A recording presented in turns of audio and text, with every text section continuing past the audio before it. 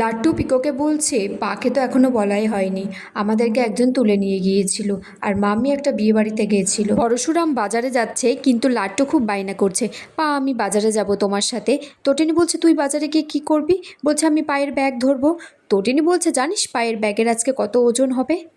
এদিকে স্পেশাল ব্রাঞ্চের যিনি হেড স্যার পরশুরামকে ফোন করে বলছে আমি ডেডলাইন দিচ্ছি, আমার যে কোনোভাবে শীতলকে সামনে চাই।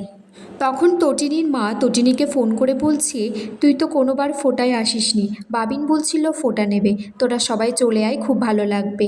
পরশুরাম তখন ফোনটা ধরে আর বলে যে খাওয়া দাওয়া হবে, আনন্দ হবে নাকি জামাইকে অপমান করা হবে।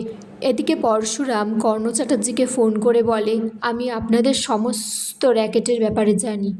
তটিনী লাড্ডু পিকার পরশুরাম রিকশায় করে জিৎ মুখার্জির বাড়ি যাচ্ছে, তখন রিকশা থেকে নেমে বলছে যে 20 টাকা ভাড়া। তখন তটিনী ভাড়াটা দিতে চায় না, বলে এত টাকা। সেখানে কর্ণ চ্যাটার্জি আসে আর ভাড়াটা দিয়ে দেয় আর তাদেরকে অপমান করা হয়। এরপর কবির, আরাধ্যা আর পরশুরাম তটিনী সবাই পৌঁছে গেছে বাড়িতে। সবাই শাক উলু দিয়ে কবির আর আরাধ্যাকে ভিতরে নিয়ে গেলেও তটিনী আর পরশুরাম দরজায় দাঁড়িয়ে থাকে। পরশুরাম তখন বলছে যে টাকা থাকলে অপরাধীদেরও পুজো করা হয়, আর টাকা না থাকলে সৎ মানুষরা এই রাস্তায় এখানেই দাঁড়িয়ে থাকে। পরশুরাম গেট থেকেই ফিরে যেতে চাইলে তটিনীর মা এসে বলে বাবা ভিতরে চলো তোমরা। তখন সেখানে জিৎ মুখার্জি আসে আর বলে শুনলাম যে বাইরে তোমরা 2-5 টাকার জন্য নাকি রিক্সাওয়ালার সাথে ঝগড়া করেছো। আর তরিণীকে বলছে এই বাড়িতে যখন এসেছিস মাথা নিচু করে থাকবি, আর বলছে অনেক জ্বালিয়েছিস আমার পরিবারকে।